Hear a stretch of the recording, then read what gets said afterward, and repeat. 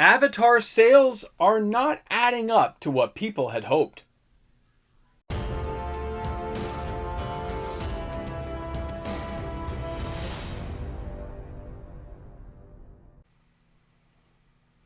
We are only 4 days away until the official spoiler season begins for Avatar: The Last Airbender. And if you're wondering just how worried Wizards of the Coast is, this might be the video you want to watch. Welcome back, everyone. MTG Moxman here, and thank you again for hanging out today for another video. You know, Avatar, we've seen the spoiler cards for a while. The initial ones they let us know about.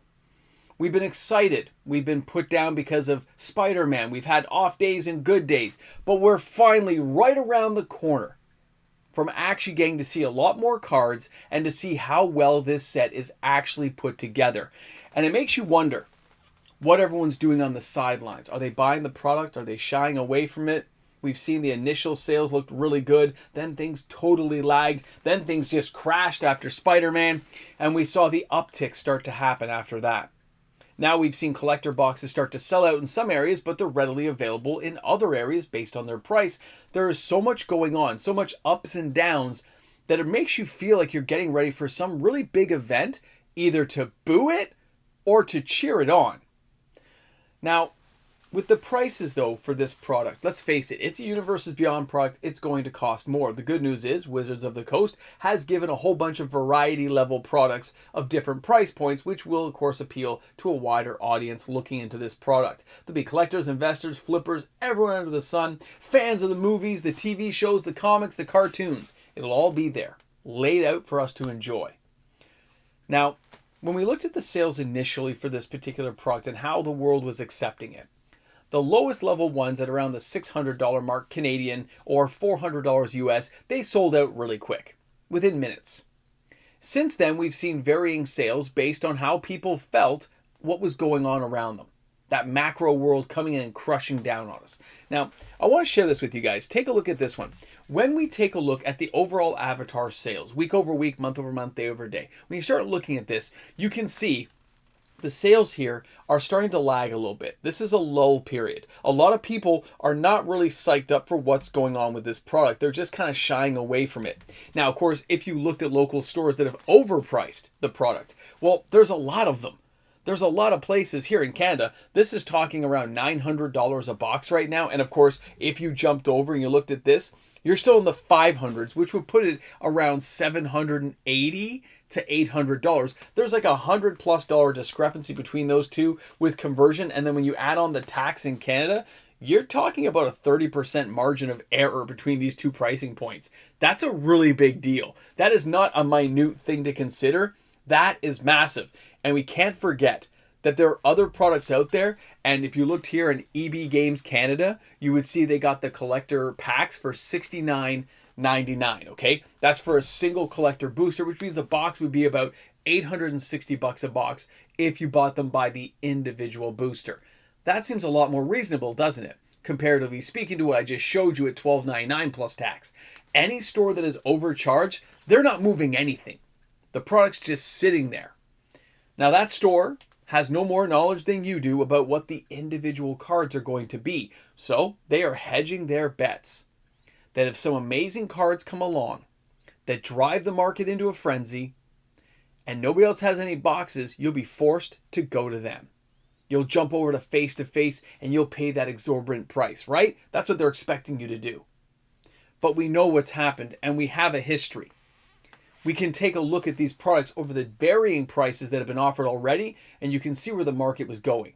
When you look at TCG Player at $569 to $575, that seems to be where the market is accepting it, but it's still really slow sales. Because like that store that's hedging their bets that some cool card's going to come along, a lot of players are now refusing to buy anything. They're waiting on the sidelines to see what everyone else is going to do. They're waiting to see, are there cool cards in this set? It's only 4 days to wait.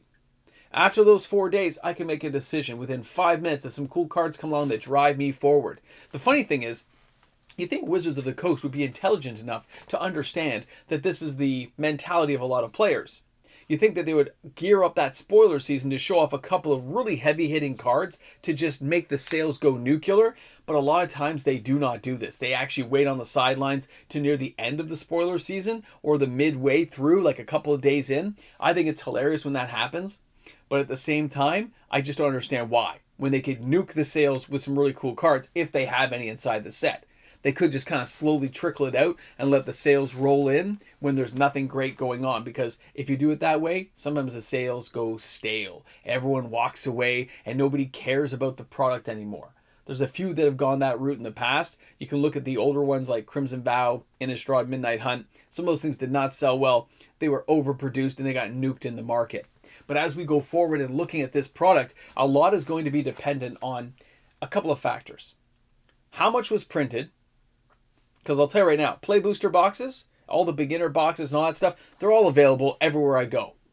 Pre-orders are next to zero. Next to zero. It's not that people aren't going to buy some boxes or buy some packs.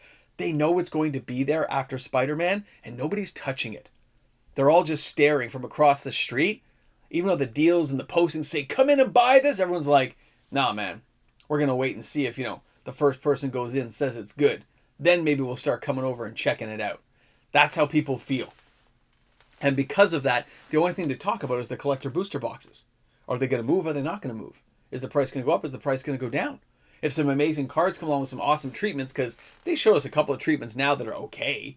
They're not going to drive the market. That's not going to make me go out and spend that kind of money on a box right now. There may be some players who really are fans of it and want to get some of this stuff, but they'll be looking in the secondary market, of course, to finish collections and finish sets. And don't forget, there have been more people in these universes beyond products who've actually started to try to complete sets again. And that's something we haven't seen in like 15 years. It hasn't been a mainstay thing. And I know several people, and mainly Final Fantasy, I admit this, Final Fantasy people, and they are friends who have never played Magic. They're still not playing Magic, and they are trying to collect every single card. Everything. And it blows my mind to think that it reached that far for Final Fantasy. And it makes me wonder that if Final Fantasy, which was such a well-built, well-received set, can garner the same attention for something like Avatar, how far will that reach? If Wizards put enough work and effort and R&D into this set with fire bending, earth bending, and all that, is it going to be what players are looking forward to? Is it going to be something they're going to be gelling with inside of Magic's universe? And how are those cards going to interact? If it's a well-built set, it's going to interact very flawlessly. You're going to be able to see right away how some of these cards will connect with other cards in Standard, if they did it right. Spider-Man felt a little bit clunky, a little bit forced. There are some great cards, but it doesn't feel like it was meant for Standard. Now that you look at it, although some of the cards are working well, I'm not going to deny that. It just doesn't feel the same way. Now, I want to take a moment here, because there's something else. Something that is in the dark corner. It wants to come out. It's already been poking holes in everything. And it's Lurwin Eclipsed. I can't tell you how many emails I get asking about Lurwin. That's just bypassing Avatar altogether. The emails racking up about what are the prices? What do you hear? What's the allocation numbers looking like? How many stores do you know are going to get so much of this in XYZ? Can you give out that part of the equation? Can affect Avatar. And it is affecting Spider-Man. When you're going to give an in-house IP that players actually want, they are sitting there looking at it, drooling from the sidelines. They are already lined up waiting for it to appear so they can pounce. And that will affect Avatar. Avatar has got to come storming out of the gate. It has to. Because if it doesn't, Lurwin is going to eat its lunch. Years ago, early in the channel, we would talk about the cannibalistic attitude Wizards has toward its own products. They have fixed that, actually, by the way. As much as I'll say Lurwin could cannibalize, something like Avatar and Spider-Man, they have lowered the allocation numbers on some of these products so much that when they sell it, they sell out. They're not worried about reprinting. They're not worried about having tons of stock shelf space used up by these products, because they're moving along so quickly. They have kind of fixed that kind of demeanor of the cannibalism that used to happen in their product lineup by just moving at a quicker pace, moving the money on and getting on to the next products. You can't just, dispose of a product if it's sitting on the shelves for 3 years. It's going to be talked about. You overproduced it. With a regular production schedule, of a higher speed, you are going to be able to bypass those extra sales by just not reprinting the product, which brings you back to like Zendikar, Worldwake, and the like. So don't worry about that too much, or those kind of conversation points. They're going to go ripping right by. But Lurwin has a chance to do it early and just leave some of these things sitting in the dust. That's something that LGSs don't want. So when you think about these products, and if Wizards thought about it properly, they're going to make this a good set.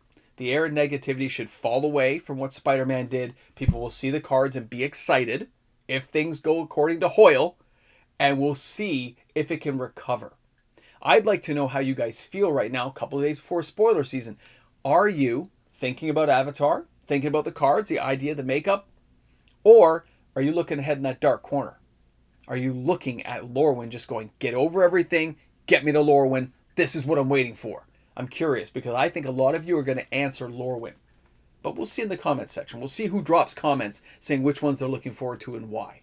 Guys, thanks again for hanging out. Thanks for being here. Overall, sales are sluggish. They're not moving well for sealed product right now.